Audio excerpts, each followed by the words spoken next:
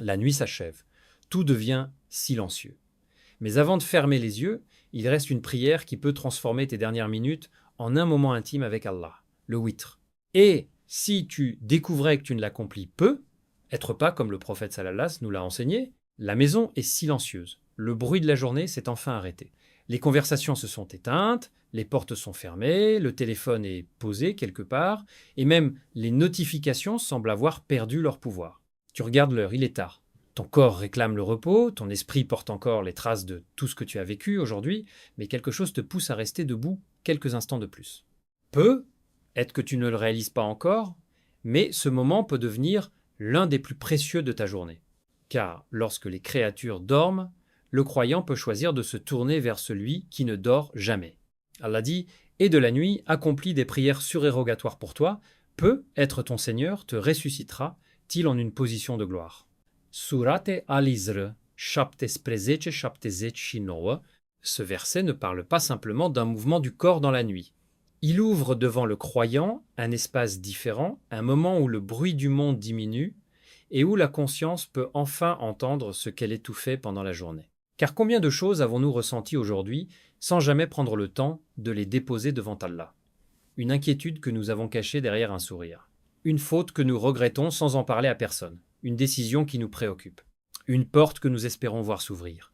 Une personne que nous aimons et dont nous demandons secrètement la protection. La journée nous pousse constamment vers l'extérieur, mais la nuit nous ramène vers l'intérieur. Et c'est précisément dans cette atmosphère que le witr prend sa place. Le prophète sallallahu alayhi wa sallam a dit « Faites que votre dernière prière de la nuit soit impaire. » Sahih al-Bukhari et Sahih Muslim. Observe la simplicité de cette recommandation. Le witr n'a pas besoin d'être présenté comme quelque chose de spectaculaire.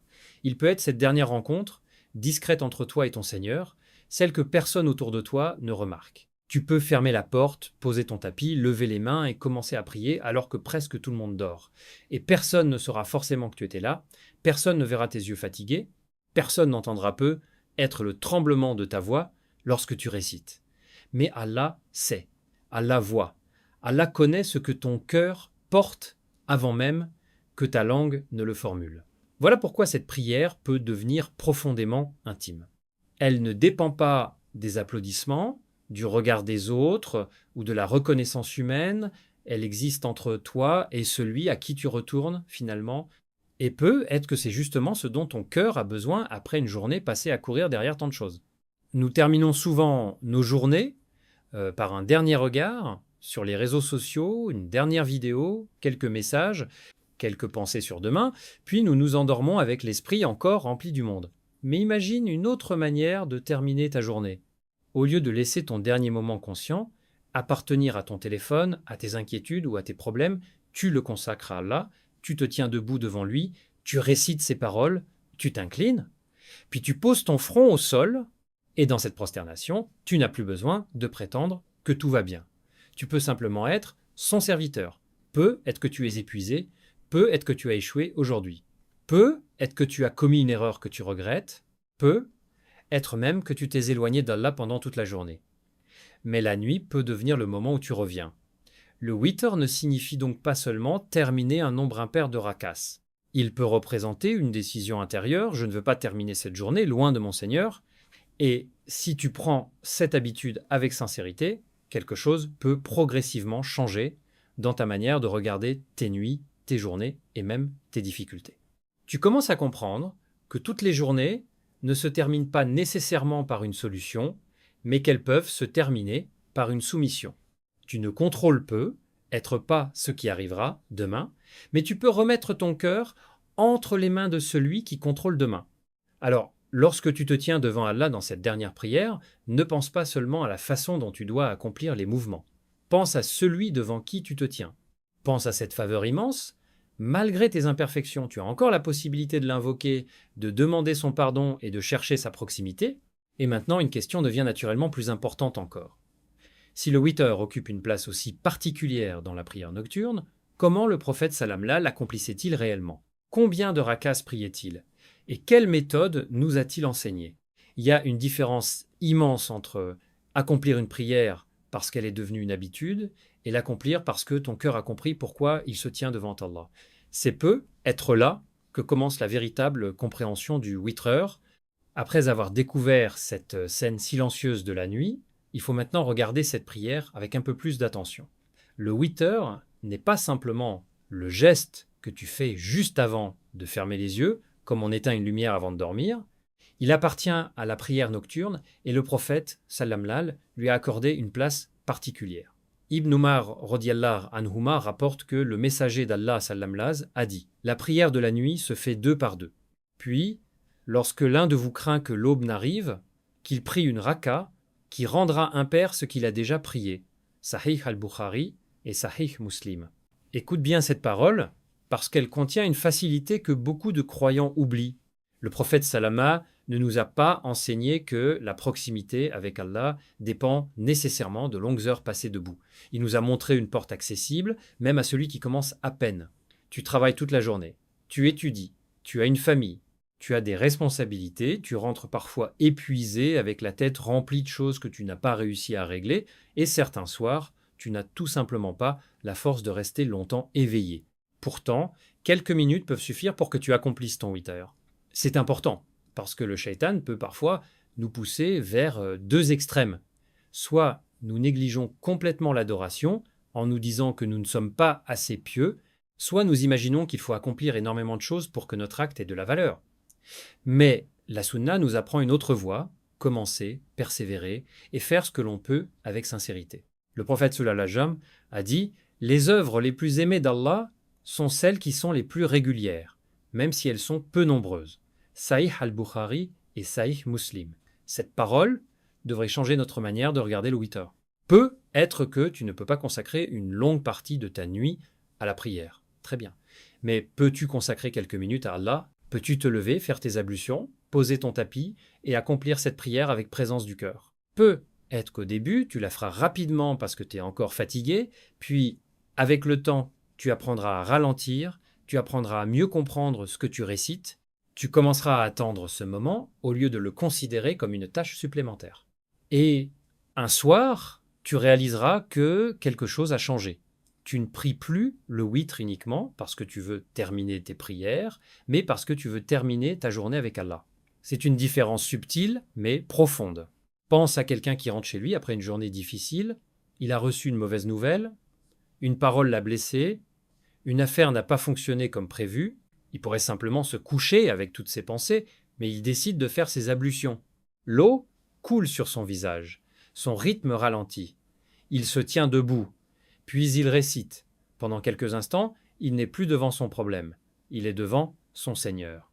Le problème n'a peut être pas disparu, mais son cœur ne le porte plus de la même manière. C'est aussi cela que la prière peut produire. Elle ne change pas toujours immédiatement les circonstances, mais elle peut changer la manière dont ton âme les affronte. Et maintenant, revenons à cette parole du prophète sallallahu alayhi wa sallam. La prière de la nuit se fait 2 par 2. Elle nous montre une organisation simple de la prière nocturne, puis vient cette dernière raka qui rend l'ensemble impair. Ainsi, celui qui prie seulement 2 rakas peut ensuite ajouter une raka de witr. Celui qui prie davantage peut également terminer par une raka. Et c'est ici qu'il faut être attentif. Le witr n'est pas enfermé dans l'idée que tout le monde doit obligatoirement accomplir exactement la même forme. Les enseignements authentiques nous montrent différentes manières rapportées du prophète sallam. Il ne s'agit donc pas de compliquer une adoration qu'Allah a rendue accessible. Si tu ne connais que quelques sourates, prie avec ce que tu connais. Si tu n'as que quelques minutes, utilise ces quelques minutes. Si tu es capable de prier davantage, alors prie davantage. L'essentiel est de ne pas laisser la perfection imaginaire devenir une excuse pour abandonner une œuvre réelle. Et lorsque tu arrives à cette dernière raka, quelque chose de particulier se produit. Tu sais que tu es en train de clôturer ta prière nocturne. Tu sais que bientôt tu vas retourner dans ton lit, fermer les yeux et abandonner les préoccupations de cette journée. Une seule raka peut alors sembler minuscule comparée à tout ce que tu as vécu depuis le matin, mais auprès d'Allah, la valeur d'un acte ne se mesure pas à sa durée. Elle se mesure aussi à la sincérité avec laquelle tu le cherches. Alors ne regarde pas cette raka comme seulement une raka, regarde-la comme ton dernier moment de prosternation avant le sommeil. Et naturellement, une nouvelle question apparaît, si une seule raka peut constituer le witr. Pourquoi entend-on si souvent parler de 3 rakas? Quelle est exactement la manière authentique de les accomplir et comment éviter de transformer une sunna riche en une règle que le prophète Salamlas n'a jamais imposée? Le mot witer signifie l'impair et peut être que cette simple signification nous aide déjà à comprendre quelque chose d'important dans cette prière. Il existe une souplesse que nous devons apprendre à respecter au lieu de chercher immédiatement une seule forme que tout le monde devrait reproduire exactement de la même manière. Car lorsque l'on découvre une pratique religieuse, notre première réaction est parfois de vouloir trouver la seule bonne façon, puis de considérer toutes les autres comme incorrectes, alors que la sunna peut nous montrer plusieurs manières authentiques. Pour le witr, cette richesse apparaît clairement. Nous avons vu que la prière nocturne se fait 2 par 2, et que celui qui craint l'arrivée de l'aube peut ajouter une raka afin de rendre impair ce qu'il a déjà prié. Ainsi, une personne qui a prié 2 rakas peut terminer par une seule raka et accomplir son witr. Mais cela ne signifie pas que 3 rakas serait une innovation ou une forme étrangère à la sunna. Au contraire, il est authentiquement rapporté que le prophète Sallamaz accomplissait le witr dans le cadre de sa prière nocturne, et Aïcha radiyallahu anha décrit sa prière nocturne en indiquant qu'il ne dépassait pas 11 rakas, puis accomplissait le witr. Sahih al-Bukhari et Sahih Muslim. Ce qui devient alors intéressant, ce n'est pas seulement le nombre, mais la manière dont nous abordons cette question. Est-ce que nous cherchons sincèrement à suivre le prophète sallam ou cherchons-nous simplement une formule à mémoriser sans comprendre ce que nous faisons? Parce qu'il y a une différence entre copier un mouvement et suivre une sunna. Copier, c'est reproduire extérieurement. Suivre, c'est chercher à comprendre, apprendre et adorer Allah avec conscience. Imagine un croyant qui vient d'apprendre à prier le witr. Il entend quelqu'un dire « Il faut absolument 3 rakas », puis quelqu'un d'autre lui dit « Non, une seule suffit », puis un troisième lui parle d'une autre manière. S'il ne possède pas les bases, il peut rapidement se sentir perdu et finir par abandonner complètement. Pourtant, la religion n'est pas venue pour nous enfermer dans une confusion permanente. Elle nous demande d'apprendre avec humilité et de revenir aux enseignements authentiques. Si tu choisis une forme de witr authentiquement rapportée, accomplis-la avec tranquillité, sans penser que tu dois constamment te demander si tu es en train de mal faire. Parmi les formes connues, il y a celle qui consiste à prier 2 rakas, puis à faire le salam avant de se relever pour accomplir une raka supplémentaire. Cette manière correspond naturellement au principe rapporté par Ibn Umar radiyallahu anhuma. La prière de la nuit se fait 2 par 2. Puis la raka finale rend l'ensemble impair. C'est une manière simple, claire et accessible, particulièrement pour celui qui commence à intégrer le witr dans sa vie quotidienne. Tu peux avoir prié 2 rakas avant, faire ton salam, puis te relever quelques instants plus tard pour cette dernière raka. Et lorsque tu te tiens debout, ne laisse pas ton esprit se perdre uniquement dans le calcul. Est-ce que j'ai fait exactement ce qu'il fallait? Essaie plutôt de retrouver le sens profond de cette dernière prière. Tu es devant Allah. Tu connais peu être les erreurs de ta journée. Tu connais les paroles que tu aurais aimé ne pas prononcer. Tu connais les occasions où tu aurais pu faire mieux. Allah les connaît également. Mais tu es encore là, et cette dernière raka peut devenir un moment de retour. C'est peu être cela que nous perdons lorsque nous réduisons le witr à une question de chiffres. Nous discutons du nombre, de la forme, de la récitation, mais nous oublions parfois celui devant qui nous nous tenons. Le nombre compte parce que la sunna compte, mais la compréhension compte également parce que l'objectif de l'adoration est de nous rapprocher d'Allah. Et justement, cette question du nombre nous conduit vers une autre dimension. Que faisons-nous réellement pendant ces rakas? Quelle sourate le prophète sallam récitait-il? Devons-nous obligatoirement réciter certaines sourates précises? Que faire si nous ne connaissons que de petites sourates? Et surtout, où intervient cette invocation que beaucoup de musulmans associent au witr, le qunut? C'est ici que les détails deviennent importants, parce qu'en matière d'adoration, nous devons apprendre à distinguer ce qui est obligatoire, ce qui est recommandé, et ce qui appartient aux différentes pratiques authentiquement rapportées. Et cette distinction peut justement te libérer d'une peur inutile, celle de croire que ton witr n'a de valeur que si tu connais une longue liste de sourates ou d'invocations par cœur. la sunna est plus accessible que cela. Le prophète Salamnas nous a enseigné une voie que l'on peut apprendre progressivement, avec patience, sans transformer chaque prière en une épreuve. Alors, maintenant que tu sais que le witr peut être accompli de différentes manières authentiquement rapportées, il reste à entrer dans la prière elle-même. Quelles paroles vont sortir de ta bouche lorsque tu te tiens devant Allah dans cette dernière rencontre de la nuit? Tu te tiens maintenant debout pour cette dernière raka, et pour quelques instants, tout ce qui semblait important quelques minutes auparavant devient secondaire.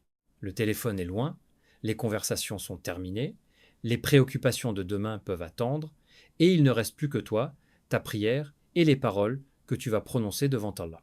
Mais une question très simple peut traverser ton esprit: qu'est-ce que je dois réciter exactement dans le witr? Peut-être as-tu déjà entendu quelqu'un dire qu'il faut absolument réciter telle sourate, puis une autre personne affirmer qu'il faut absolument réciter telle autre. Et si tu ne connais pas ces sourates, tu peux finir par penser que ton witr sera incomplet. Pourtant, la sunna nous apprend quelque chose de beaucoup plus rassurant. Il n'existe pas une sourate unique que chaque musulman serait obligatoirement tenu de réciter dans le witr pour que sa prière soit valide. Le prophète sallallahu alayhi wa sallam a cependant été rapporté récitant sourate al-Lala, sourate al-Kafirun et sourate al-Ikhlas dans son witr, selon des hadiths rapportés notamment par Abu Daoud, at-Tirmidhi et an-Nasa'i. Il y a ici une belle invitation à apprendre la sunna sans la transformer en poids sur nos épaules. Si tu connais ces sourates, apprends à les réciter correctement et utilise-les lorsque tu accomplis ton witr. Mais si tu ne connais pas encore, ne reste pas paralysé par cette ignorance. Récite ce que tu connais du Coran. Allah dit: récitez donc ce qui vous est facile du Coran. Surata al-Muzammil, 23. Regarde la facilité contenue dans cette parole. Allah ne te demande pas de devenir du jour au lendemain un hafiz connaissant tout le Coran par cœur, il te demande de faire ce qui t'est possible. Et peut-être que cette idée doit être répétée dans ton cœur, ce que tu connais aujourd'hui suffit pour commencer, mais cela ne doit pas t'empêcher d'apprendre demain. Imagine quelqu'un qui connaît seulement Al-Fatiha et quelques petites sourates. Il pourrait se dire: je ne connais pas assez de Coran pour prier correctement le witr, alors il abandonne. Mais imagine l'inverse. Ce soir, il utilise ce qu'il connaît. Demain, il révise quelques versets. La semaine suivante, il apprend une nouvelle sourate. Quelques mois plus tard, ce qui lui semblait difficile au départ est devenu familier. Voilà comment la relation avec le Coran se construit réellement, pas toujours par de grands changements soudains, mais par de petites répétitions sincères qui finissent par transformer la mémoire et le cœur. Et il y a quelque chose de profondément beau dans le fait de réciter plusieurs fois les mêmes versets pendant les premières étapes de ton apprentissage. Au début, tu les prononces peut-être uniquement parce que tu les as mémorisés. Puis, un jour, tu comprends leur sens et soudain, les mêmes paroles ne sonnent plus de la même manière. Tu lis, dis: il est Allah, unique dans Al-Ikhlas. Et tu réalises que tu es en train de proclamer devant ton propre cœur l'unicité de celui auquel tu demandes de l'aide chaque jour. Tu récites Al-Kafirun et tu revisites la fermeté dans le Tawhid. Tu récites Al-Ala et ton esprit est rappelé vers la grandeur, la création et la glorification d'Allah. Les mots que tu avais autrefois appris mécaniquement commencent alors à prendre une autre profondeur. Et c'est peut-être cela que signifie véritablement apprendre le Coran, ne pas seulement remplir sa mémoire, mais laisser progressivement les paroles d'Allah entrer dans notre manière de penser, de ressentir et de vivre. Alors, lorsque tu es debout dans ton witr, ne te compare pas à celui qui connaît 10 juz, 20 juz ou tout le Coran. Ne regarde pas la longueur de sa récitation pour mépriser la tienne. Allah regarde ton effort, ta sincérité et ton état. Celui qui ne connaît qu'une petite quantité du Coran mais qui s'efforce sincèrement d'apprendre peut être infiniment plus proche d'Allah que celui qui récite énormément sans présence du cœur. La question n'est donc pas seulement combien connais-tu, elle est aussi que fais-tu avec ce que tu connais. Est-ce que les paroles que tu récites te rapprochent d'Allah? Est-ce qu'elles t'aident à abandonner un péché? Est-ce qu'elles te rappellent que cette vie est temporaire? Est-ce qu'elles te donnent la force de te relever lorsque tu tombes? Voilà pourquoi le witr peut devenir un véritable rendez-vous avec le Coran. Tu apprends une sourate pendant la journée, puis tu la récites la nuit, tu la répètes encore le lendemain, et progressivement, cette sourate commence à accompagner ta vie. Elle n'est plus seulement une suite de mots sur tes lèvres. Elle devient une présence dans ton esprit. Tu peux même te fixer une petite habitude. Apprendre quelques versets régulièrement, sans chercher à aller trop vite. 10 minutes par jour peuvent sembler insignifiantes, mais sur une année, ces minutes deviennent des heures de mémorisation, de répétition et de méditation. Et surtout, ne laisse jamais la honte de ne pas savoir t'empêcher d'apprendre. Le musulman n'est pas celui qui connaît tout dès le début, c'est celui qui continue à revenir vers Allah, même lorsqu'il sait qu'il a encore beaucoup à apprendre. Alors ce soir, si tu connais peu, prie avec ce que tu connais. Si tu connais davantage, remercie Allah pour cette faveur. Et dans les deux cas, garde une intention. Je veux apprendre davantage les paroles de mon Seigneur. Parce qu'après la récitation, la prière du witter nous conduit vers un autre moment où les paroles prennent une dimension encore plus intime.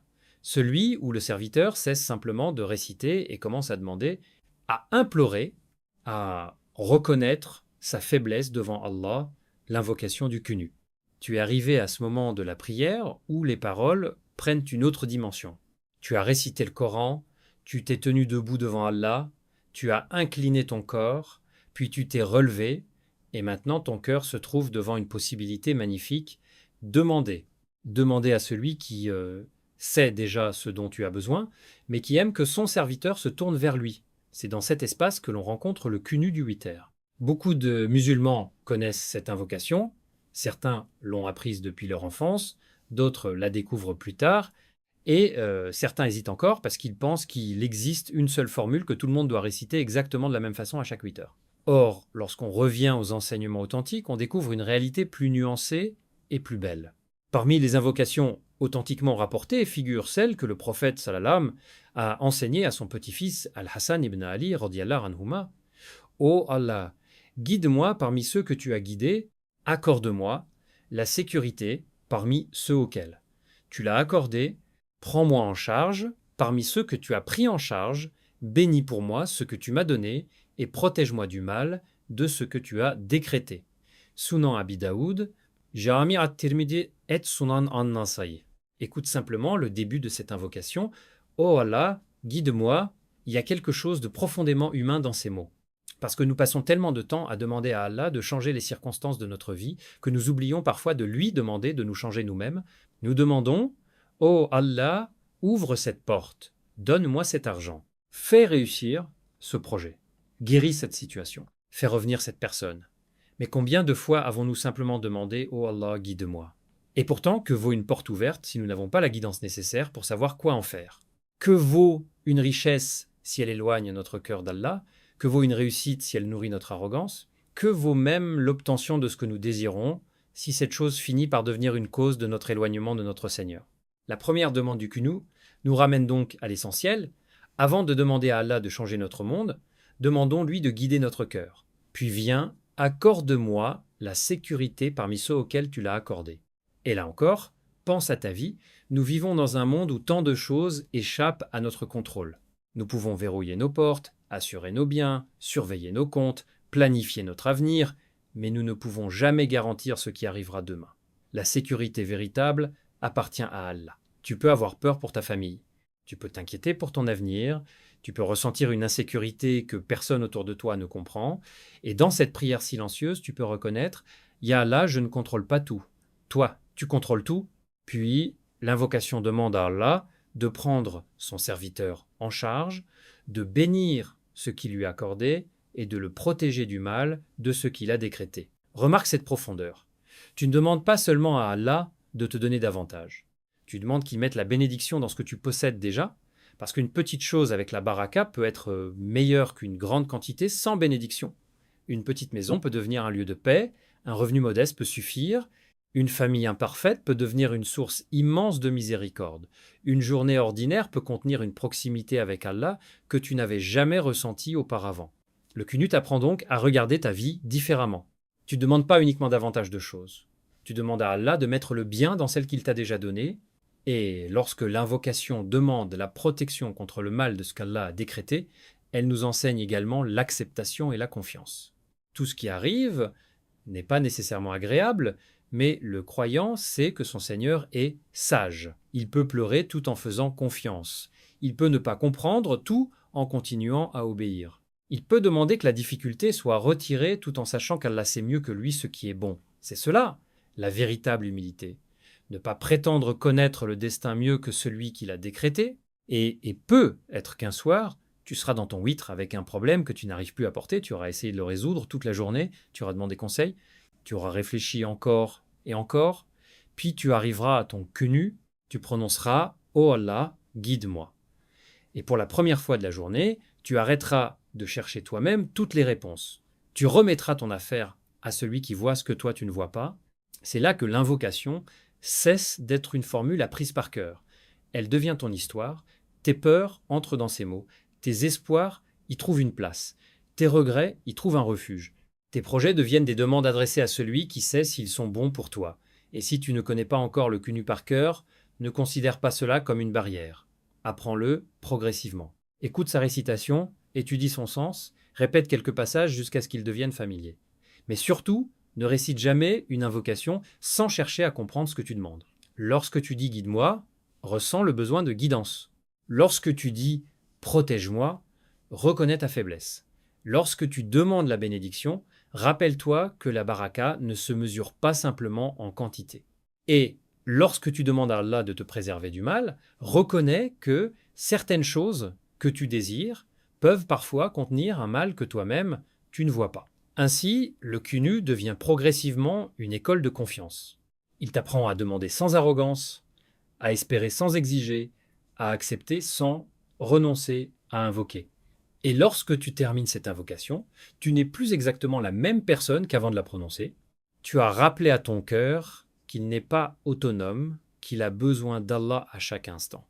Mais une dernière question demeure, particulièrement importante pour celui qui veut organiser sa nuit selon la sunna.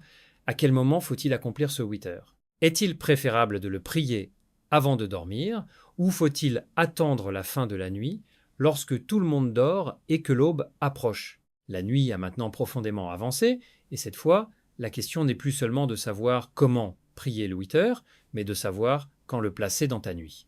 Tu regardes l'heure, tes yeux commencent à se fermer, ton corps réclame le sommeil et tu sais que demain matin, une nouvelle journée commencera très vite. Tu te demandes alors, est-ce que je prie maintenant avant de dormir ou est-ce que j'attends les dernières heures de la nuit pour me lever et prier? Et cette question révèle encore une fois la beauté de la sunna. Elle ne parle pas à un être humain imaginaire qui serait toujours énergique, toujours discipliné, toujours capable de se réveiller à l'heure exacte. Elle parle à toi, avec tes forces et tes faiblesses, tes bonnes habitudes et tes jours de fatigue. Le prophète Soulejnam a dit « Celui qui craint de ne pas se lever à la fin de la nuit, qu'il prie le witr au début de la nuit. Et celui qui espère se lever à la fin de la nuit, qu'il prie le witr à la fin de la nuit, car la prière à la fin de la nuit est meilleure et elle est attestée. » Sahih Muslim. Remarque la sagesse de cette parole. Le prophète sallallahu ne dit pas à tout le monde de faire exactement la même chose sans tenir compte de sa situation. Il regarde la réalité de chacun. Si tu sais que ton sommeil est profond, si tu as déjà essayé de mettre plusieurs alarmes sans parvenir à te lever, si tu crains sincèrement que le sommeil l'emporte sur ton intention, alors prie ton witr avant de dormir.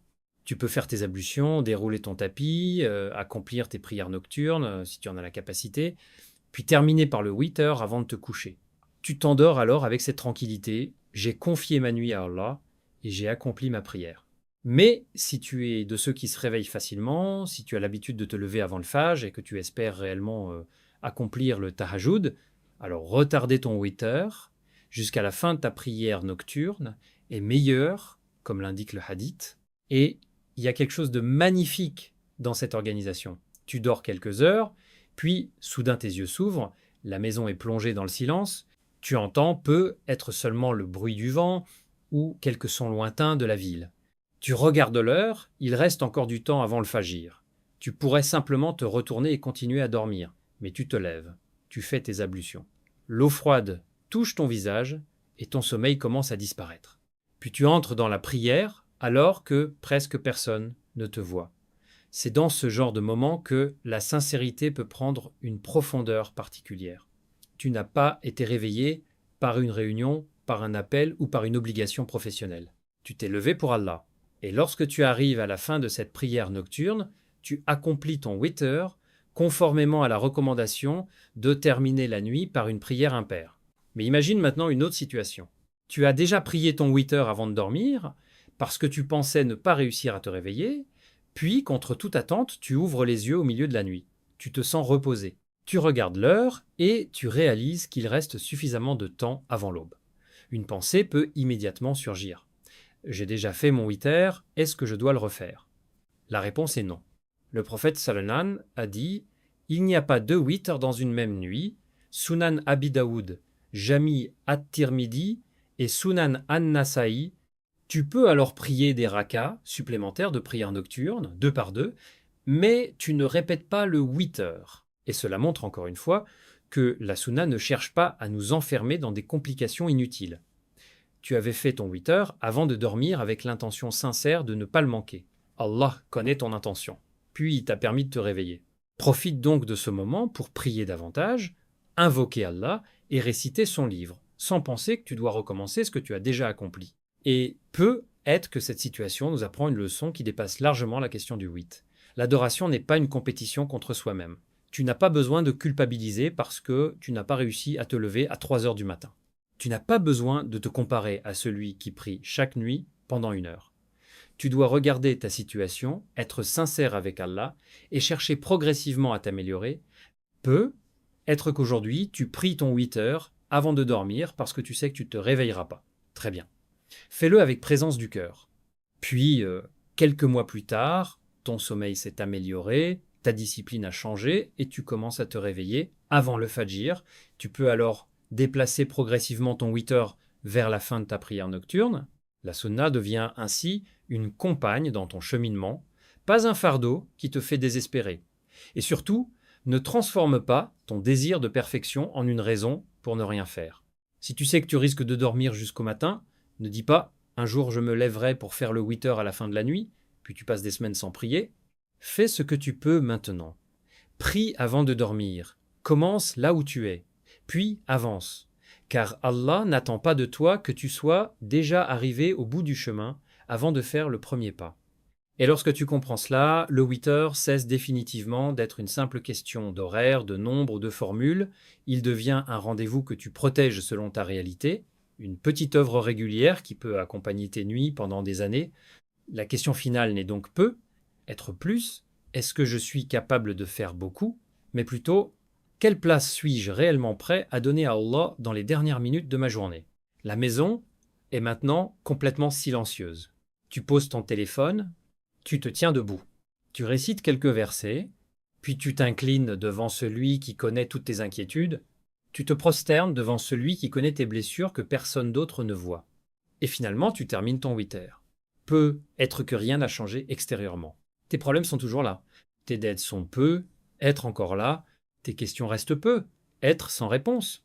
Mais quelque chose peut avoir changé à l'intérieur de toi. Parce que tu as remis ta nuit entre les mains d'Allah. Le prophète sallallahu alayhi wa sallam nous a enseigné à faire du witr la dernière prière de la nuit. Alors ne regarde pas cette prière comme une simple obligation de plus dans ta journée. Voilà comme une porte. Une porte vers le calme, une porte vers le repentir, une porte vers la confiance, et peut être qu'un soir, ce sera précisément cette dernière prosternation qui marquera le début d'une nouvelle relation avec Allah. Voilà, guide-nous parmi ceux que tu as guidés. Protège-nous parmi ceux que tu as protégés. Bénis-nous dans ce que tu nous as accordé. Pardonne nos péchés, apaise nos cœurs et rapproche-nous de toi. Fais de notre prière nocturne une lumière pour nos cœurs et fais que notre dernière prière de la nuit soit un témoignage de notre amour et de notre soumission envers toi. Amin. Qu'Allah accepte nos prières, nous accorde la sincérité et nous permette de suivre fidèlement la sunna de son messager sallallahu